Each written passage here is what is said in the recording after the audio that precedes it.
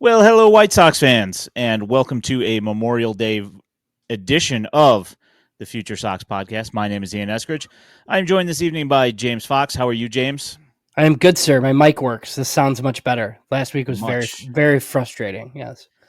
Yeah, sorry about that. I wish we would have parsed that out beforehand, but it I is didn't. what I it didn't. is. I didn't say anything that was any good anyway, so it's fine. Well, some great news just came over the wire Yeah. roughly about an hour ago. And I am speaking of the announcement that has come out that Angel Hernandez is apparently retiring. Yeah. That's exciting. That's good. How much does it suck though that now we're not going to see people complain about Angel Hernandez anymore? I think it'll just kind of transfer to CB Buckner. Somebody else. Yeah.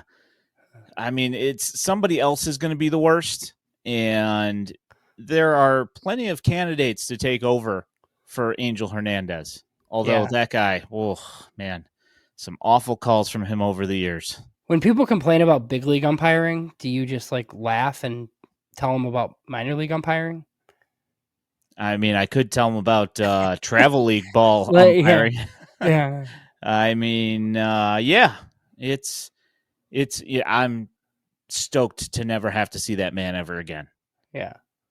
Remember when he threw? Do you remember when he threw Steve Mongo McMichael out of a Cubs game? I did hear about that. I do not remember it. But yeah, I did. Yeah. I did. You were you were probably on tour or something then. That was mid 90s. I mean, yeah. So he did the 7th inning stretch and called him out, and then he threw him out. That's okay, yeah, sure. I'm sure he left. I mean, I probably would have thrown him out too because that guy's pretty obnoxious in general. But yeah, I'm not. I don't think there's anybody that's sad to see that guy go. Yeah, not one person, because he made pretty much everybody's lives miserable from as long as I can remember, really. So, is it normal that it's tomorrow, effective tomorrow? Because even Joe West was kind of an irritant, but he was an okay umpire, right? Yeah, he was he would cause all these issues, but it's not like he was bad at the job. And then he got his whole send off or whatever, where everybody pretended to like him at the end, and then whatever. Angel is not getting that. That is not happening. Wow, that is a quite the suggestion right there. Angel Hernandez to the Savannah Bananas League. That would be hilarious. Next White Sox manager. Ugh.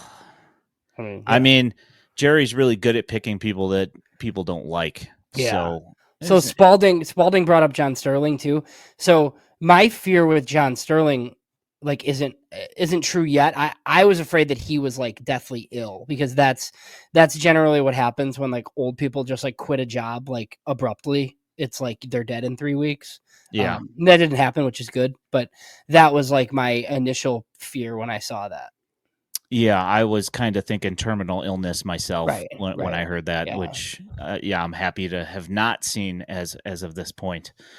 Some other good news did come across in the last, 2 hours or so, is that Barons reliever and 2020 draftee of the White Sox, Adisyn Coffey, has been promoted to the Charlotte Knights.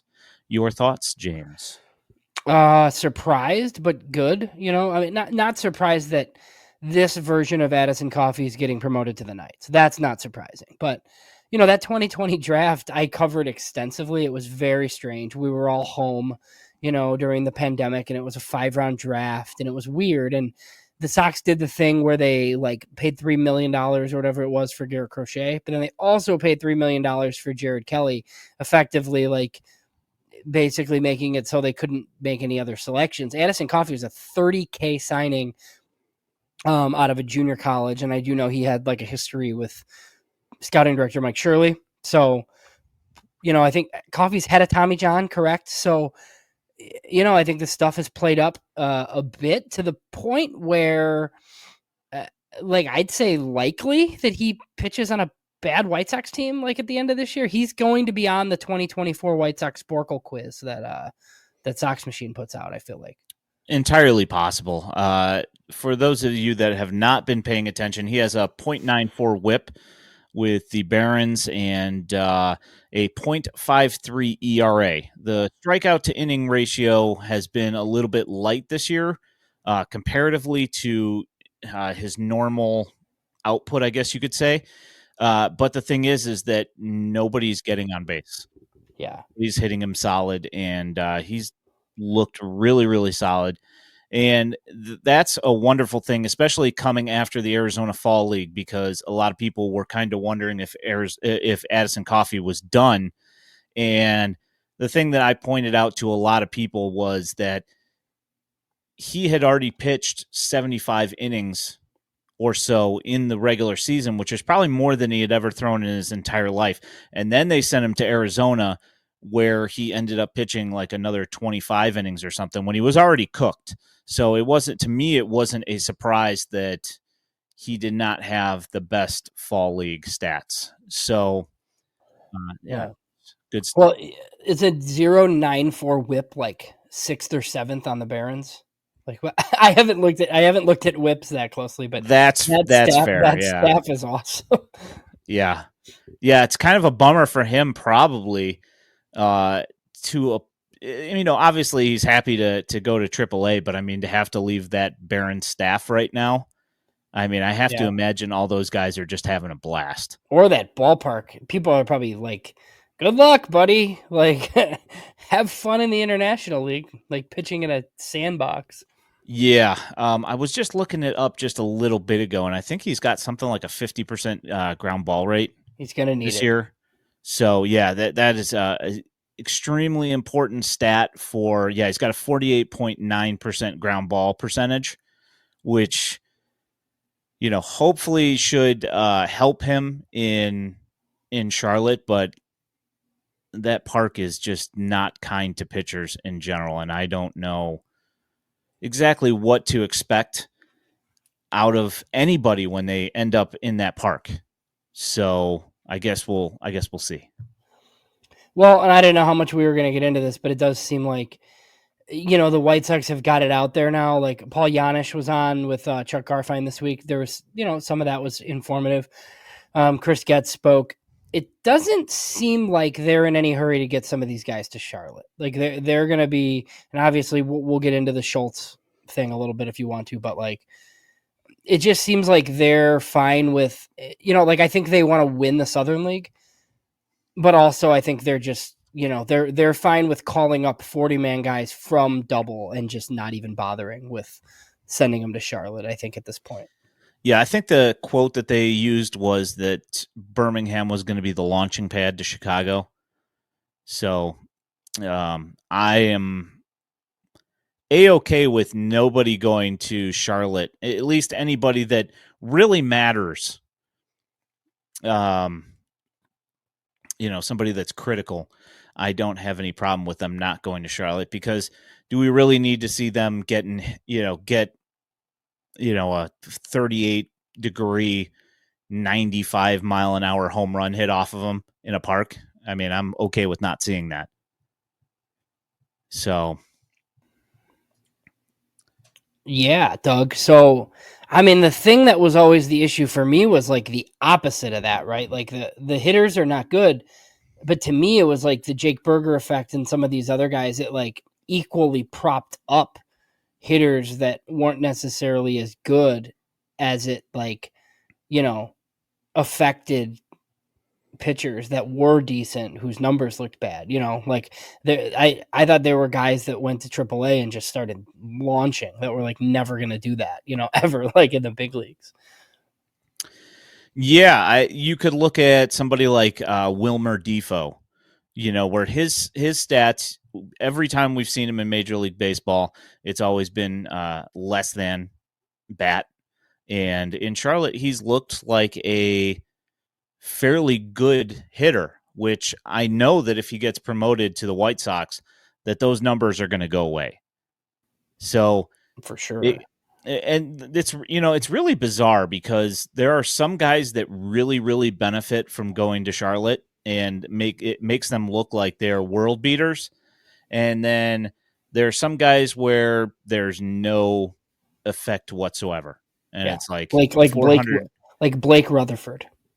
It did not matter, but Lenny and Sosa love Charlotte. I mean, that's the type of guy where, he'd hit 25 homers in AAA, and he goes up to Chicago and just, he's struggled so far. I mean, I've never really known if like a 4A player is like an actual thing. I think it's just something people say, but like, I mean, Lenny and Sosa, like if it's true, like that's what he's kind of seemed like so far. So yeah, there are some guys who have definitely benefited. I think Sheets had a little bit of a runway there, right? Like the Sheets burger thing when they came up the first time, like in 21, right? I think they'd played pretty well there for a while. Yeah. Like I said, there's some guys who do really well there. Other guys, like Colson Montgomery, I don't feel like Charlotte has really made him look better than he is. I kind of feel like it's been, he's learning while he's there, learning, against more advanced approaches. But I don't feel like the effect of the stadium has really amplified his power tool or anything, like that. So I don't know. It's one of those things where it can make a hitter look really, really good, but it can also it never makes pitchers look good. Never, ever. So I'm okay with nobody going there. Yeah, and it just seems like, I mean, the Schultz plan right now, we can, the Schultz doctrine, like is fine. I think it's better than going to a 6-man. Personally, we can debate that if you want, but they clearly they have too many arms, and it's just kind of like we've been talking about the draft, right? And we're gonna have guests on over the next month, and you can never have too much pitching, right? But I mean, I feel like they kind of can. I think they kind of can have too much pitching, because you need, there's no such thing as a pitching prospect, that whole thing, right? But you need places for these guys to accumulate innings, and you just don't have runway for many more starters. Unless you're going to start trading guys for offense, or you're going to start moving guys to the bullpen, there's just not starting spots available. So if you were to go into this next draft, for instance, and take 4 college starters in your first 5 picks, okay, I just don't know. I don't know where these guys are going to throw though. Yeah, that's been kind of the thing that I've been wondering about Birmingham, is that there have to be innings available to pitch. And now that Coffey got bumped, that opens up a little bit of room for guys like Hubi Tuio Natoa, and Gil Luna to continue to go, and allows guys to actually have some innings available to pitch when you've got these stud starting pitchers that are going to go 6-7 every single day. That doesn't leave a whole lot of innings available for the relievers, which in reality, you should be absolutely stoked that that is a thing. But the thing is that a lot of the relief arms that are in Birmingham are guys that you expect to do things as well. And there's a bunch of them. There are, yeah. And Eric Adler's there now, pitching well. I know Elijah just talked to him, right? So, yeah. But it seems like the plan is for Saturday night, the bullpen can just go out to dinner in Birmingham or something. That's what because it seems like they'd prefer 4 innings from Schultz, 5 from the piggyback, and then that's it. I mean, I know Iriarte looked good. I mean, I guess you could run into a situation where somebody doesn't look that good, right? And then you're using your pen, but I mean, there's no reason why that can't be 5 innings for whoever the next guy is. Yeah. And that has not been an issue so far. I mean, there haven't been really any blow up starts at all in Birmingham, which, hey, I'm happy with that. So, yeah, I think Thorpe had the one where he had the 30 pitch limit or whatever. But even then, I feel like he would have got himself out of it and been decent. They just called it because of the 30, the pitch count or whatever. Yeah, I mean, had they really been militant about it, they could have done it again in the next start, because the next start he was at 31 pitches in the first inning. Yeah. He got himself out of it and then ended up having a he just missed a quality start by one out because he ran into his pitch limit. Well, I feel like I tweeted about this Schultz thing and like their plan, and Paul Janisch talked about it this week. I know, like, you and I kind of touched on it, I thought, and I know you knew about it, but I feel like there were a lot of people that didn't really get it or didn't really know because, like, I mentioned that, Jairo Iriarte was the piggyback, and I had multiple comments that were like, "Oh, did the Sox think he's a reliever?" That was one of the like knocks on him, and it's like, no, it's just it's his turn this week, right? So for anybody that didn't see. Jairo Iriarte, when Drew Thorpe does this, it's going to like be ridiculous, but whatever.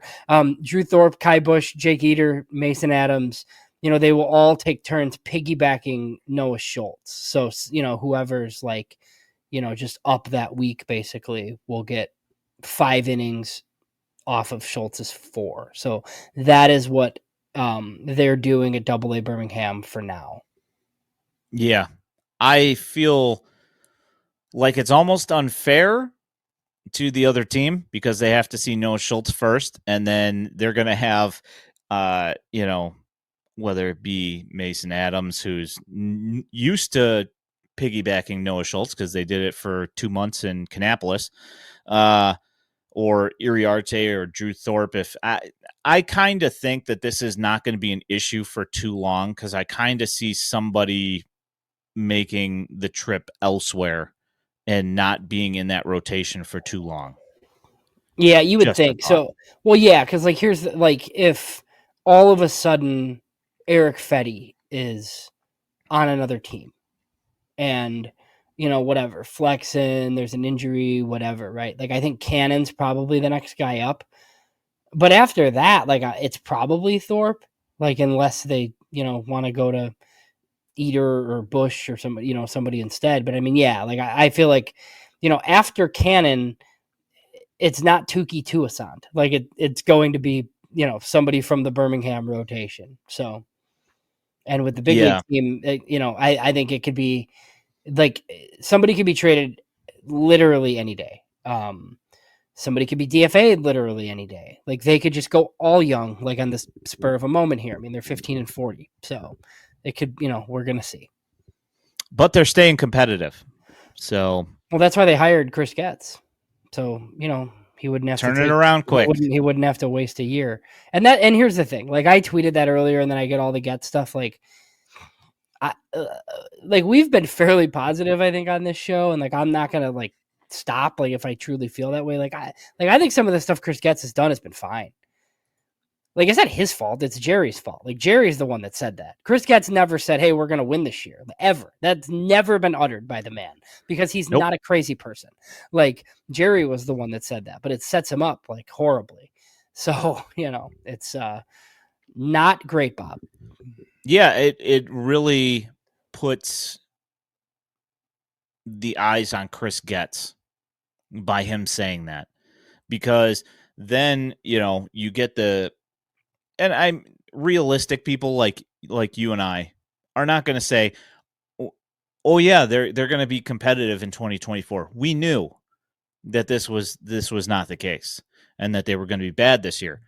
But it's become one of those catchphrases, kind of like, ask me after the parade. It's kind of one of those things that's just a catchphrase on White Sox Twitter. Oh, well, just so we didn't skip a year of, not being competitive. Right. So, stay out of the White Sox business. Yeah. So I want to talk about Noah Schultz's start on Saturday. Okay. And absolutely dominant. First guy he struck out. He had one ball get out of the infield in his 4 innings. And it was a dribbling single up the middle. That's it. Yeah. Insane. I mean, I know it's like double and like we always kind of talk about this. Like, I think I've said it tonight, right? Oh, tell me what happens when they get to AA. Like, but like for him, it doesn't matter. Like he's freaking disgusting. And I think they kind of knew that, right? And they're like, look, if we're going to do this, like, I think they know that they have plenty of guys that can pitch in Canny or Winston. And some of it is like they want to win the Southern League title. But I don't know. Like this tells me, like, I think Noah Schultz is going to pitch in Chicago in 2025. And I don't know what that means innings wise. Like, I think this year, like, I think conservatively he makes 20 of these 4-inning starts and he's at 80, right? So if they want to go to 120, 130, 140 next year, there's no reason why half of that isn't going to be in Chicago. Because, like, what are you going to do? Like, you're just going to leave him in Birmingham all year when he's like just dominating? Like, no, they're going to put him in the big leagues as a 21-year-old or whatever, because there's no reason not to if he's this good. So yeah, I think this was like the first step towards, like the mentality of like, these guys only have so many bullets. Like, what are we doing? Like, wasting our time. But on the other hand, he does need the innings. So look, I'm glad they're going to be in Double-A. Like, I want him challenged. Like, I like actually like want to see if somebody can hit him. Nobody ever has. Like, even last year he had the one bad start that was like all the runs he gave up the entire season. But then we have, your Josh Norris's of the world and whoever, some other people that have seen him. I mean, it's just filthy. Like, if you film Noah Schultz from behind the plate, like you don't even know what he's throwing because every pitch like moves like crazy. It's insane. Yeah, and the thing was, it was a very interesting camera angle in Biloxi this week, in it being like almost like a complete bird's eye view of the thing, and you could actually, because you were so far away from the pitch, you could actually see when it started breaking and how far it's moving. When you're watching from behind the pitcher in the standard cam, you're like, yeah, that's moving quite a bit. But you can't really tell exactly how much when you're watching it from above and seeing how it's going from out of his hand out of the zone, like 6 inches, and then coming back all the way across the plate. It's you notice that it's something different. Yeah, and I feel like one of the biggest issues for guys like him is like like Carlos Rodon did this. Like, you're so reliant on fastball slider because like you just don't need anything else.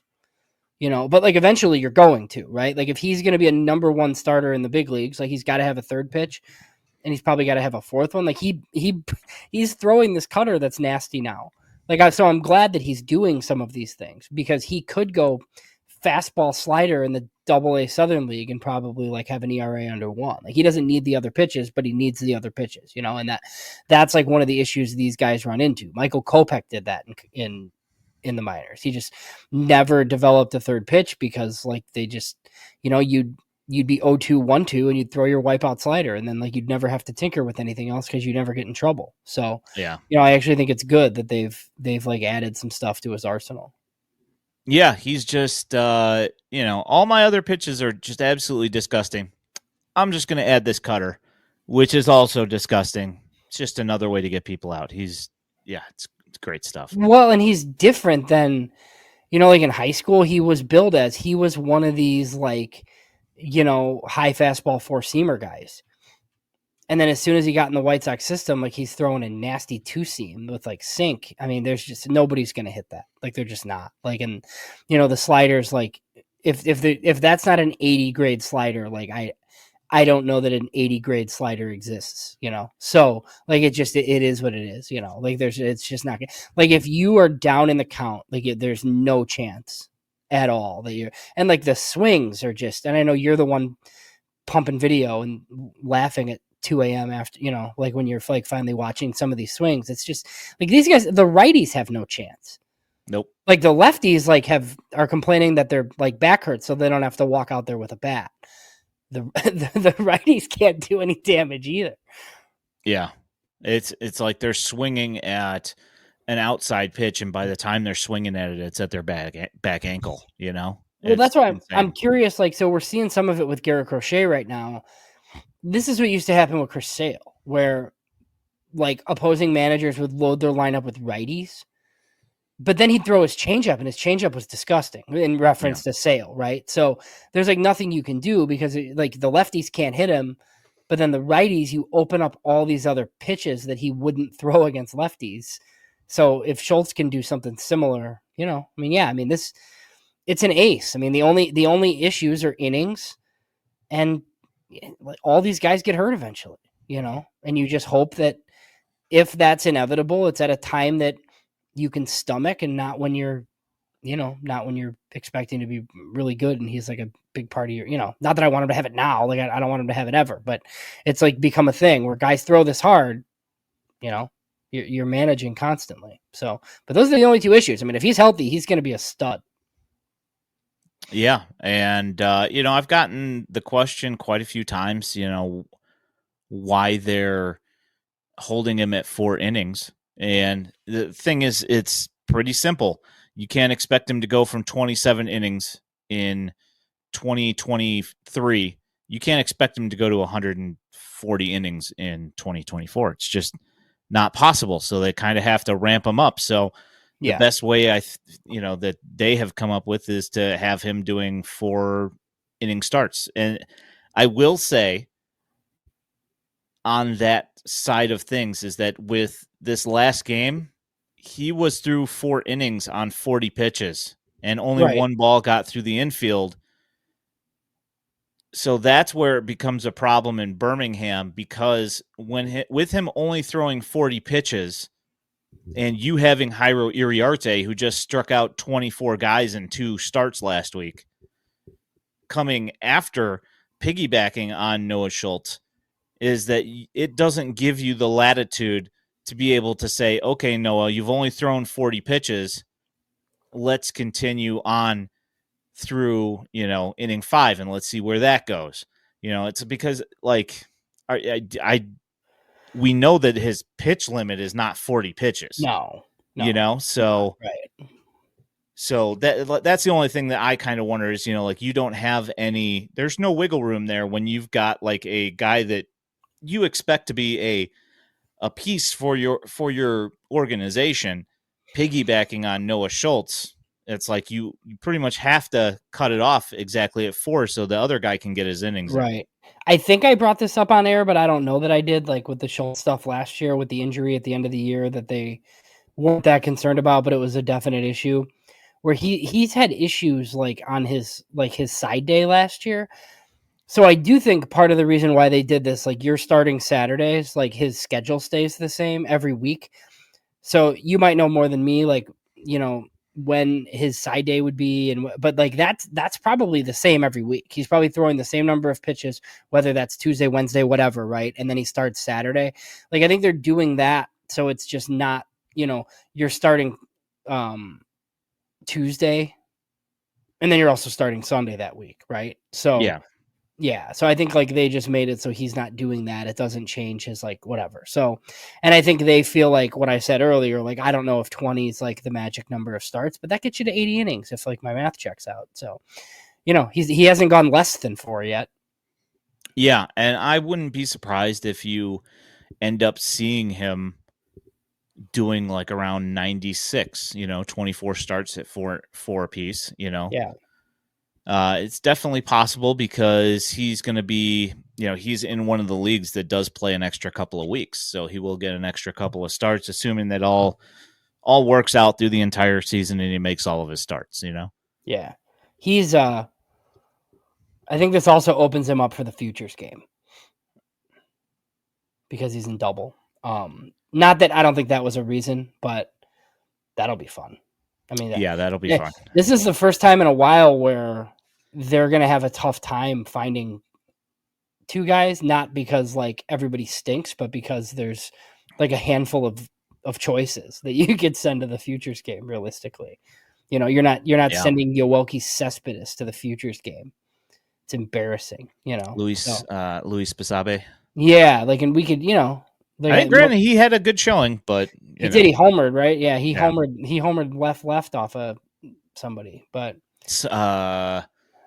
who was that? Was that Hunter? Not Hunter Green. What was his name? Well, not if it was a left. Yeah, maybe it wasn't left, but he hit one off. It might have been Hunter Green, and then it wasn't left. But yeah.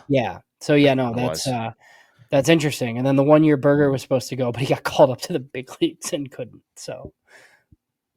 Yep, he missed out on that part, and he's been hitting again since apparently since going on a water slide, he's been hitting well again. So good for him. Hopefully he does well. So let's talk about the other guy who got sent up to Birmingham, Jacob Gonzalez. Guy's hitting .448 with an 1107 OPS through his first week, his first series in Birmingham, which I will add that the Barons swept the Biloxi Shuckers / Beach Chickens in a 6-game series this last week. And he also played some really nice defense, made some nice plays, and that team's really good. The Barons are really good. Yeah, they're because you're like the thing is like their offense is pretty good, but like you're just not going to score on them like enough like consistently, you know. So yeah, so Jacob Gonzalez, what do you think about him playing second base some? He played there yesterday, and he made some really nice plays. To me, he looks like a professional baseball player. He does, doesn't he? And I think he can play short. Like, I mean, he played shortstop for Team USA for 2 years, and then everybody's like, "Oh, he's a 30 runner." Like, okay, like he's not a 30 runner. He's probably a 40 runner, but it like hasn't mattered. Like he just, you know, like so. Look, if it ends up being where he's your second baseman because Colson's fine, like that's fine. And I do think it makes some sense to like have Baldwin play short occasionally. It's fine. Like, having too many guys is like never been a problem. You know, I just think it should be known that he's not like, you know, it's not okay. He's a 40 grade runner. He hasn't been that great at short, so we're moving him to second. That's not what this is. You have two shortstops in Birmingham. And you don't want to split that team up and send one of them to Charlotte because we've kind of talked about, you know, I think it's the third time I've mentioned they want to win the Southern League title. So they're not going to do that. So they'll just keep both guys there and kind of like rotate them some. Yeah. Go ahead and answer this. So Biloxi has 2 names because it's a theme night. It's not that they have 2 names. It's just that on Saturday, I believe it was Saturday, they went as it's like kind of an alter ego theme night thing where it just allows the team, you know, some extra, you know, an extra way to sell some more merchandise. That's basically what it is. Yeah, you know, it's like yeah, go ahead. Sorry. It's like the Kannapolis Cannonballers or the Cannonballers most of the time, but sometimes they're the Kannapolis Q, which is like a black and green team with pigs, you know, for barbecue, and the Winston-Salem Dash or the Salsa sometimes the hype pens, baby. Hype pens, the hyphens. I mean, it's ways for them to make additional revenue. And so it's still minor league baseball. It's still minor league baseball. And I will say, you know, the Beach Chickens uniforms, they're sharp. They're cool. Good. Yeah. Like the players absolutely love those uniforms. I guess they wear them all the time when they're not playing. Is the team's bad though? Or are they not bad? Or is Birmingham just really good?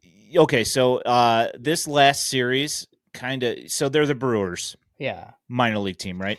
The Knights and the Barons both played the Brewers system, and you can tell that they're Brewers players because they don't strike out. They might not necessarily score runs a ton, but they never strike out. And the thing is that because the Barons pitchers weren't making a whole lot of mistakes, Biloxi just didn't score a lot of runs. They didn't strike out. So all of the strikeout numbers from basically, I think the highest amount of strikeouts in the last week was Mason Adams, and I think he had 7, if I remember correctly. Everybody else was striking out like 3 and 4 guys a night. Kai Bush, who's been putting up gaudy numbers. Jairo Iriarte, who had been putting up crazy numbers as well. Drew Thorpe normally does pretty well. None of them had like crazy strikeout numbers. They were all like right around 3 or 4. So I wouldn't say they're bad. Just not, not amazing. They have a couple of big prospects on that team, and a couple of them hit a couple of home runs, but that was pretty much about it. So, yeah. So just back to, a couple things on, I feel like Jacob Gonzalez. So I mentioned something on Twitter just about the top 100 type stuff. And, like early on in last year's draft process, like Jacob Gonzalez was seen as a top 10 pick. For those that remember, there were 5 clear guys at the top of last year's draft that would have won one most seasons. Those guys went top 5. Yeah. And then there was some talk as to like who was going to be 6. Jacob Gonzalez was mentioned a lot, like early in the year, like Jacob Gonzalez is that next guy. And then he didn't have that great of a year at Ole Miss. He had the weird swing that we've talked about a bunch of times, and he still went 15th, but there were rumors that he was going to go much higher. But he was lumped in with guys like Matt Shaw, who had a big time season, like hitting with aluminum bats in college in the tiny Maryland ballpark, and Tommy Troy, who just didn't project for like a ton of power in the big leagues, but is another like similar type guy. Both of those guys are on top 100 lists. Matt Shaw's like up in the 30s on some of them. Jacob Gonzalez has been better than those guys, So, and like, I don't think we should like turn around and hike him up like a top 100 list. Like, that's not what I'm saying, but his year it was so bad to close it out that like, I feel like it was just like a warped sense of reality that people had. Like he, if he keeps doing this, and he's not going to hit 440 in Birmingham, like he's not, but it's pretty good. I mean, if he's like a 130 WRC plus guy in AA and he can play shortstop, like it's a top 100 prospect. Like it just is, I think we'd like to see more power. But he gets on base and plays short and hits left-handed. Pretty good. Yeah. And he rocks doubles off the wall all the time. So he's got three doubles in a week, and then 1 home run, 8 RBIs. So that puts him at 23 RBIs for the year so far. It's not bad. And the other thing, I just brought it up with Schultz, right? Like Gonzalez is 2025 arrival too. I mean, he's at AA already. Like if he hits at AA. Like, it's the way I always see it. Like if a guy's doing well at AA, like you're really close to the big leagues because all it takes is like an injury, right? So, they'll either he either starts next year back at double and he's close, or he starts next year at triple and he's really close, So this is a guy we're probably going to see at some point in 2025. I don't think he's the opening day second baseman, but if he plays the whole second half at second, like I wouldn't be surprised at all.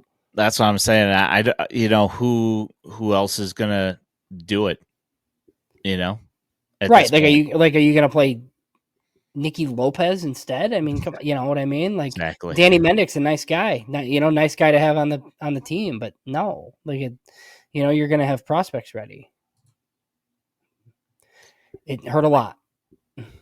His team not being good hurt a lot, but he didn't have a 2-month break. He went and worked with Team USA and played with Team USA as soon as his team was done. So he didn't really have too much of a break. Last year was a really, really long year for him.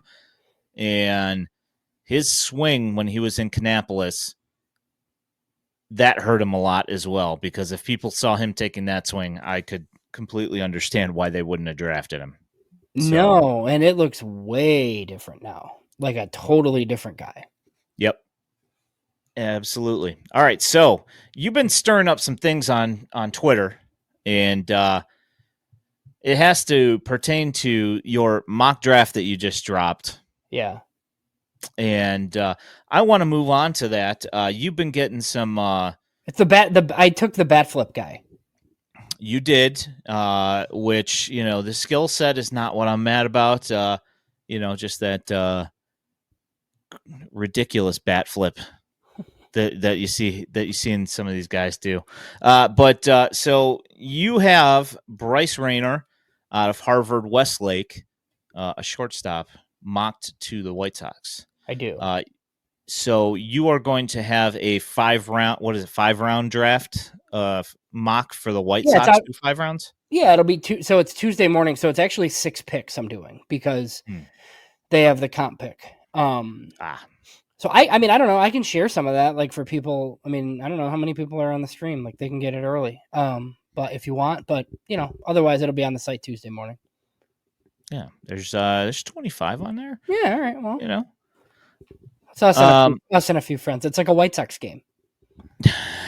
It's plenty of elbow room, you know. So you've been hearing that the White Sox are looking bat, and you think that if you see a Hagen Smith on the board at that time, that they're still going to go with Rayner. Yeah, so I don't know that it's Rayner for sure, but there's been a lot of talk about Connor Griffin. I put Connor Griffin in my first mock, and I really just wanted to change it. Like, I had heard a lot about Bryce Rayner early. We talked about it.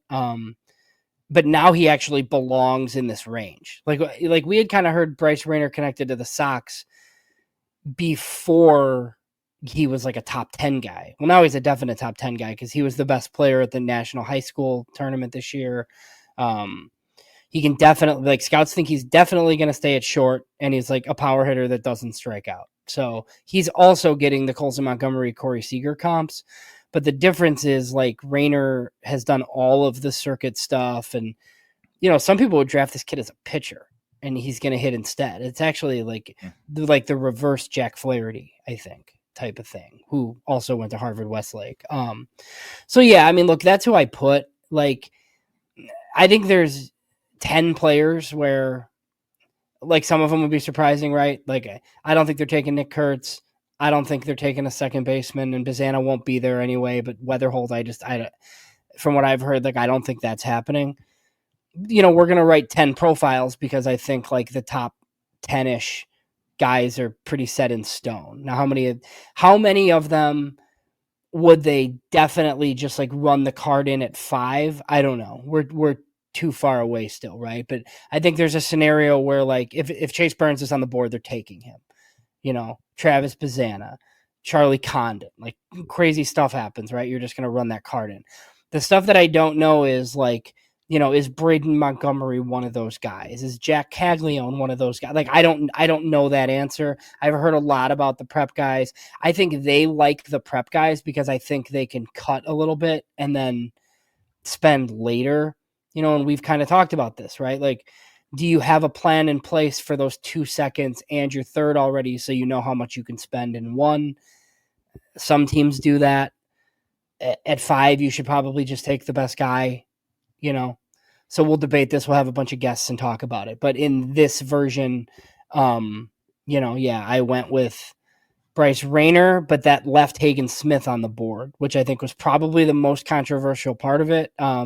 Obviously, Cags and Montgomery were on the board too, but I didn't really hear that much on that. It was mostly passing on Hagen Smith. Yeah, I have seen so many people that have, especially once you drop this about Braden Montgomery and just how he's the guy and he has to be the guy. It's just agreed, Pusher. Agreed.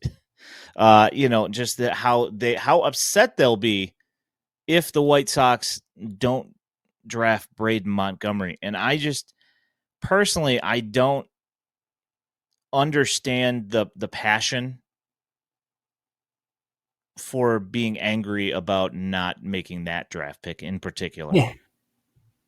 I think it's a right field thing. I think it's, they haven't been able to solve right field. I saw some of that too, right? There was Weatherholt solves second base, Montgomery solves right field. They haven't been able to, that's what they need to do. And that's just not the way this works. It's just not, and somebody made the same. I had a comment too about, or I saw somewhere, it might not have been on Twitter, but it was somewhere else, talking about how they've taken shortstop. They took a shortstop in 21 and 2023, and I'm taking another one. And I was like, yeah, I am, because I would only ever take shortstops and center fielders. We've talked enough about this. I think there's that rare case. Third base, but I mean, shortstops and center fielders can play everywhere. That's why they all played there when they were in 8th grade. That's all the best players go. Yeah, all these guys played those spots, and then they moved to other spots. When there's other guys that are better at those spots, it's not.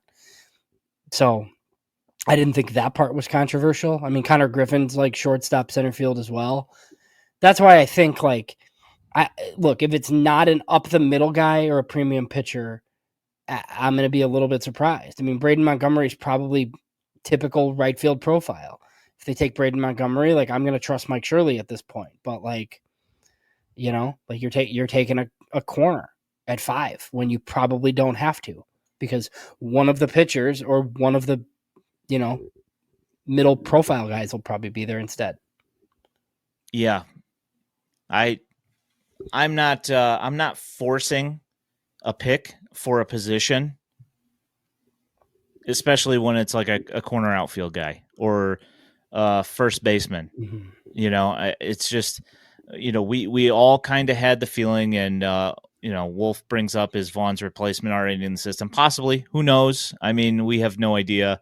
There's a couple of guys that could possibly make a run at it, but, you know, that's fully dependent on them. But the overall athleticism and top talent for up the middle players, it just seems like either that or a power starting pitcher. That's it. Right. Like if they take Higgins Smith at 5, like, you know, great. Yeah. Like I was wrong. Maybe my next mock, I mock him there once more information's out, you know, like I think the first line in the thing was we're 7 weeks away. I just felt like we needed to get something out there, but look, I've heard Bryce Rayner a ton. I've heard Connor Griffin a ton.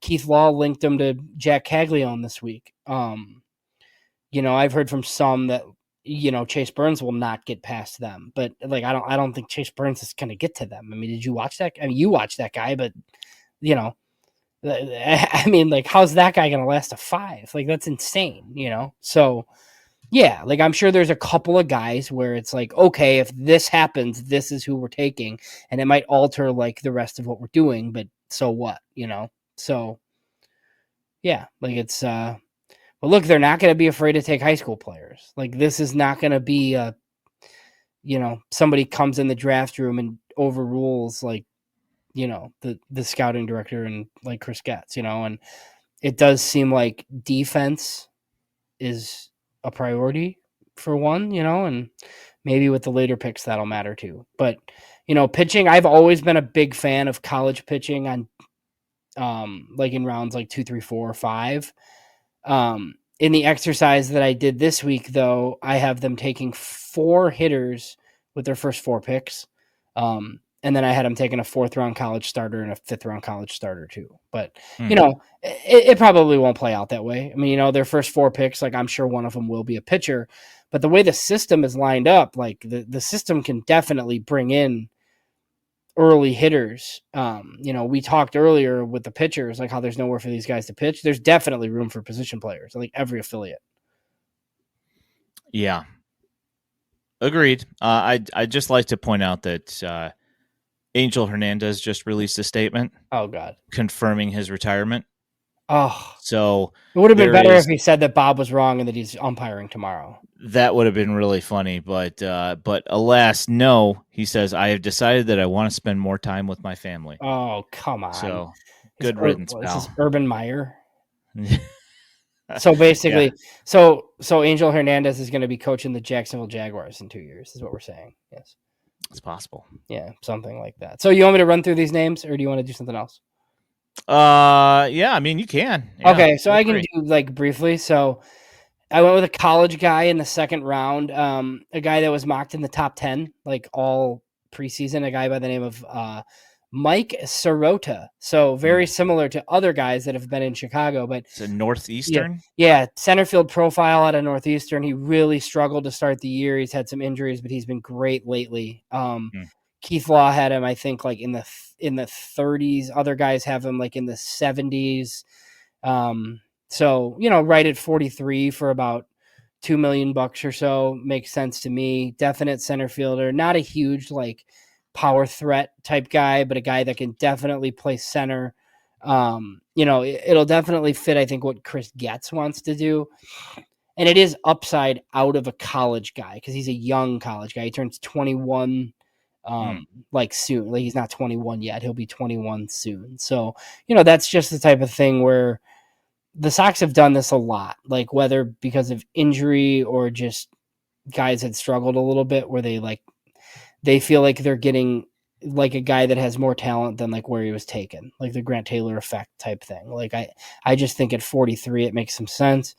A name that you've heard of, I think, Peyton Stovall is at Arkansas. So Peyton Stovall was one of the best like prep hitters in the country in 2021. He was out of Louisiana.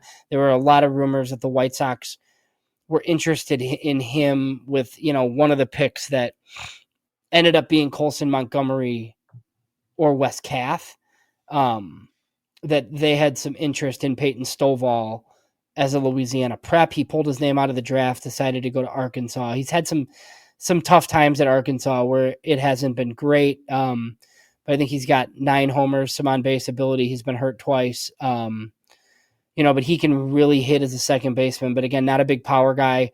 Some comps to like DJ LeMahieu, but I mean, that's a 3rd round pick, right? So then, like, I feel like they would save money with what I'm proposing. JD Dix is a guy that I've heard he plays on the White Sox. He played on the White Sox area code team. Athletic shortstop out of Whitefish Bay, Wisconsin. That is the home of Craig Counsell, but this guy's like much twitchier than Counsell, should stay at shortstop. Switch hitter, has power from the left side. So, is it a thing where the batting stance comes from the town, or is it it just strictly for Craig Counsell?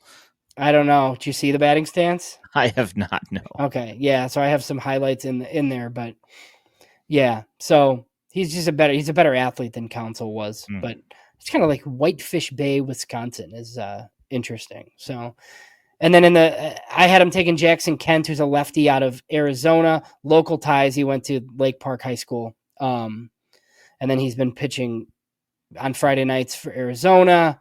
And then Aiden May of Oregon is a guy who I think they're probably familiar with because he pitched at Pima Junior College in Arizona, like really close to their facility in Arizona, pitched at Arizona for a year. This year he's in Oregon State's rotation, and he's been pretty good. So that's my stab at it. The thing that's funny about it, I'll let you talk about this part, is I sent you a funny something I found funny was that yesterday when I did this exercise in 2020 for the White Sox. Oh yeah, 3 of the 5 players that I had them take. Do you remember or no? Yeah, so it was Shane Droen was one of them. Yeah. In the system. Yeah. So I had him take Jared Kelly in round 1. Right. And they took him in 2. And then I had him take Jared Schuster in the second round. That was the other one. Yeah. So Jared Kelly, Jared Kelly, Jared Schuster, and Shane Droen are all on the White Sox right now. And the guy that I had him take, I think in the 3rd round was Chase Davis as a high schooler. He was the 1st round pick of the Cardinals last year. Yep. I seem to remember that all Arizona. Yeah. I seem to remember that all 5 of them. I was like, oh, okay. Yeah. And they're all like, at least, like I know the names, and granted, I know a bunch of minor league names, so that's not really all that surprising, I suppose. Yeah. But yeah. And I try to link these. Like I talk to people that are like, oh yeah, they kind of like this guy, but like I don't know how much, right? So I just like I think one year in these I had a couple years ago I nailed like Sean Burke in the 3rd, but it was literally just I picked the right name to put in the article. So I'll probably do 2 more mocks and 1 more of these like top 5 things that are interesting because I have fun writing them. So yeah, I called Connor Pilkington. That was one that I had that I called, and sure enough, got called. So that was nice. So let's move away from this stuff and let's get to the other thing that's been being talked about on Twitter, and that is the Pedro Grifol comments that have been going on, and you've been having a lot of dialogue with people on Twitter about this. Pedro came out the other day and said that the team came out flat, and Corey Lee seems to have taken exception to that. Gavin Sheets, I think, also was not necessarily a fan of how that was put either. Your feelings on where Pedro's at here? Yeah, I mean, I think I texted you dead man walking, right? Like, obviously it's up to the owner, and I think that was like your remark right away. You're like, well, it's kind of up to Jerry, which it is, right? But I don't know, like, this stuff is weird to me because, like, I don't know. I think, like, sometimes Pedro just, like, snaps and freaks out, right? Like, they take the batteries out of him and he just, like, says things like this, like, occasionally. But it's also, like, I don't know. Like, to me, I feel like if you're saying this, like, you at least think it might be over soon, you know? Like, I just, like, don't think this is the fight that I don't know. But he's weird with young guys. Like, he throws young guys under the bus and he doesn't do the same for veterans. So, like, maybe this is nothing and I took it. But, like, last night when I heard Lee's comments, I'm like, oh my God, like, this, like, might happen. Like, they like, might fire this guy, like, this week, you know, which they still could. Like, it could happen at any day, or they could just say, screw it, it doesn't matter, and not do it, right? But I think he's clearly doesn't have that locker room. He's not good at this, right? So, you know, like, I think we know that part of it. To me, like, if Pedro Grifol is the manager of the White Sox in 2025, I would be stunned at this point. I don't really know. I don't really have, I guess, my finger on the pulse of, like, how this ends necessarily. Nothing would surprise me. But last night I was closer to thinking, like, we might be close to some sort of resolution here. Yeah, I would be happy. I mean, I'm perfectly fine with Charlie Montoyo taking over and being the guy for the rest of the year, and just have him be, you know, the caretaker for the last couple of months here. I completely agree with you that I think that he does not have the clubhouse, even though Nicky Lopez said the opposite on, you know, when asked earlier today, you know, whether the clubhouse had a rift in it or not, and he said that they absolutely did not. And I was kind of like, well, of course he's going to say that because he's the, you know, he's a team player. Also, you know, he's friends with Pedro, so, you know, that's probably what he's going to say. And he's also not going to be here. That is true. Where, like, Corey Lee should be, right? Like, Corey Lee is, look, he's not like some made guy or anything, but I mean, like, how many of these guys are going to be on the team in 2026?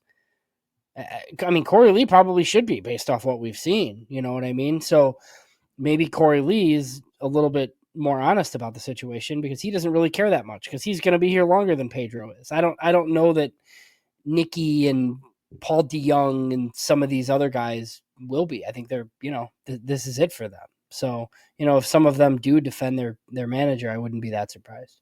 It's a lot of interesting stuff here in the chat for us. Sure is. This is kind of where I'm leaning, but you know, I also have seen external. Yeah, I think Skip, this as well. I think Skip Schumacher as an external candidate.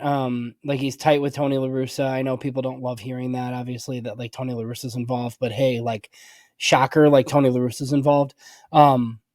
And I think he has, like, a lot of fans though. Like, Skip Schumacher could probably, like, go work somewhere. He doesn't, like, have to come manage the White Sox. I think there will be interest in him.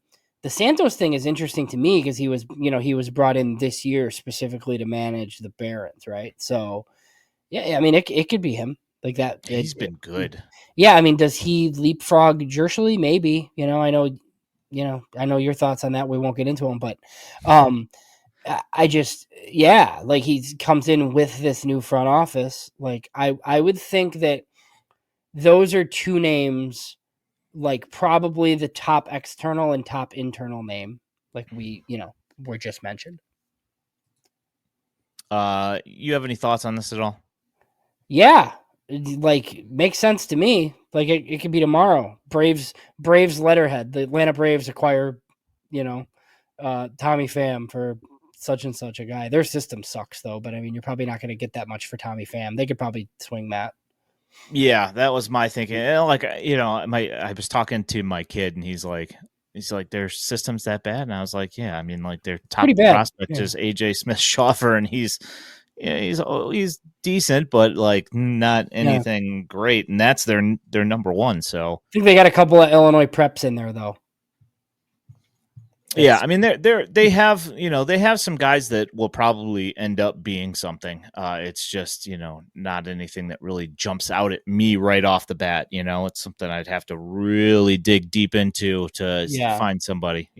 Well, somebody brought up so there's all the Luis Robert chatter too, and Bob put in his notes column this week that the White Sox have been reluctant to trade him, obviously, which we've kind of said, right? I said 2 weeks ago that they'd be willing to because they would be, but there's only a handful of teams in baseball that could even make a trade for Luis Robert, and most of those teams probably don't want to. The Braves, not one of those teams. They would not be able to, even if Alex Anthopoulos was hey, we'd really like Luis Robert. They'd be okay, well, that's good for you. Yeah. There's no way. So trade me as the Albies. Fam makes some sense. Yeah. You have anything else for this week? I don't think so. Other than I did mention earlier, I brought up Sean Burke on the comeback trail. He had 11 Ks in Arizona, which is good to see. He got bombed the first time he pitched. One walk. Which is big for him because he walks a ton of guys. And obviously it's Arizona Complex League players. So a little bit noteworthy. I'm just curious to see where does he run up the organizational ladder, or do they just send him right to Charlotte when they deem him ready? I don't know. We'll see, but it seems like he's on the comeback trail. And the one thing about Sean Burke is with a new regime in place, I think he's one of those guys who they could just pull the plug and put him in the bullpen. And all of a sudden he's throwing 98, 99 with nasty secondaries. Now he's always going to have command issues probably, but I don't know that this front office is necessarily committed to him starting for sure. Yeah. I also, somebody mentioned to me asked on Twitter if we had seen any readings on any of his pitches, and no, we haven't. I don't know if he's back to throwing 97. I assume that his shoulder probably feels healthy, so that's why he's throwing again.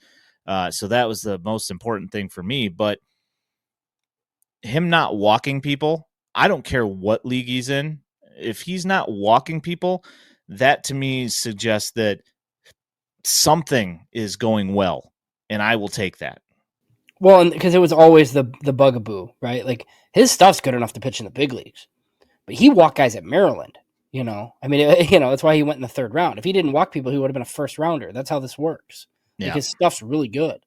But yeah, it's got some of Nick Nastrini be similar. It's just they have command issues, and this is what happens. So yes, Sean Burke could be out of the organization in 6 months, or he could be back into the top 15 of their prospect list. I mean, it's he's the microcosm of there's no such thing as a pitching prospect. He just is. Yeah.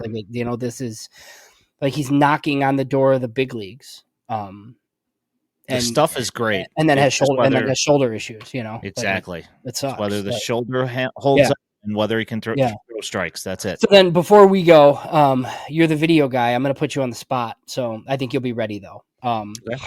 So earlier this offseason, Mr. Scott Merkin of MLB.com asked me a question about the Kannapolis Cannonballers, and he broached the subject to new farm director Paul Janisch, just about hey, who are some guys that we're not talking about that could be decent this year? And I was surprised by the name. The name that Paul Janisch gave was Arksy Hernandez in Kannapolis, and it was rough for young Arksy for a while, but he's up to a 106 WRC plus on the year, and he's been pretty good over the last month. So what have you seen on the video? So he hit a home run yesterday, which you can find on our YouTube. You can find it on our Twitter at FutureSox. He was named the Carolina Player of the Week today, along with Drew McDaniel, who made his debut for the Dash today. Second inning didn't go well, but overall things were halfway decent. A lot of speed, pretty good glove, great arm, can hit the baseball, has some pop, has the ability to knock one over the wall. Yeah. He's been coming along. The first, like you said, the first probably 3-4 weeks of the season, he was pretty rough, and I was wondering whether he was going to end up back in the ACL. Yeah. But then it was like something, like it just started compiling, like things started getting better and better and taking better swings, and he's looked pretty good for the last 3-4 weeks. So I just think it's like the kind of stuff that's interesting under a new farm director, because he wasn't like one of these heralded guys like out of the international signing class. He was just like another guy that was signed for cheap, and it happens, like guys develop, like whatever. But yeah, he was never a guy who, when I was writing my profiles on the DSL, where I was like, hey, Adisyn Hernandez is a guy that's why I was just weird. Like I was like, that's the name that Paul Janisch gave you. Like I could, like I thought it was going to be like Riku Nishida or something, like one of these other guys, Ryan Burroughs or something. Exactly. And I'm like, oh, that's interesting, so yeah. And then I'd be remiss to not just like mention Galeni before we leave. Full disclosure, like we're going to talk to him at some point here, probably like the next week or two, to kind of talk about his season, talk about the White Sox hitting infrastructure, talk about what draft day was like for him. What he leads the Carolina League in like a ton of offensive categories. I mean, this is a guy who's playing a lot of first base for Canny. His area scout, Kevin Burrell, is a guy who was pretty convinced that he could play some third or play some outfield as well, but he's obviously playing first. So he's going to have to mash to be anything, right? And I think, we can kind of bring that up when we talk to him, but he has been. So he's been really good for the Ballers, and he was a day 3 pick last year. Yeah, he's got like I think it's a 1,013 OPS right now in A-ball. And I think today he hit his 6th home run of the year, I think. It was either the 6th or the 7th home run. So, he's putting up some decent numbers. Lots of extra base hits, not just home runs. So, he's also another thing that you kind of have to look at is who he's catching the throws from and how wild the throws are. So I want to see it in person, because I need to see like what these throws really look like, because there's been a couple that have sailed over him, and I'm just kind of curious, how he looks at first base. I've never actually been able to focus on what he's doing at first base. So and he was third base in college. And I think the White Sox have kind of done this, like other than Elko, they've just taken these like corner, like third base, right field, left field guys, and they just play somebody at first at an affiliate. Like, yep. It hasn't been a position that they've really like targeted first baseman, which is probably fine. It's absolutely fine, because as we've seen, those guys that profile as first baseman, if they don't play first base, there's not really much you can do with them. So it makes sense, Are you good? I am all good, sir. Fantastic. All right. FutureSox.net. You can find James' mock draft. You can find his on Tuesday, tomorrow morning. Mock, tomorrow. The 5-round mock for the White Sox. It's just White Sox, right? Yeah, White Sox only. Yeah, but okay. I kept the Rainer pick and then added 5 more, basically, and an explanation. Yeah. All right. So you can find that there. You can support us on Patreon, which there's a link there in all of the articles that you see. My name is Ian Eskridge at Daily White Sox, and he is James Fox at JamesFox917. You can find FutureSox on Twitter, X, whatever, at FutureSox. You can find this show on any platform that you find your podcast. You can also, if you are listening to this in podcast form, know that on Sunday, usually Sunday nights at 8 p.m., you can find us on YouTube or on Twitch every Sunday night. And you can also find all of the starting pitching highlights every night. I upload them to YouTube. Also, all of the home runs that happen throughout the course of a minor league baseball day. You can also find those on there. So thank you so much for your time. Thanks for coming and hanging out.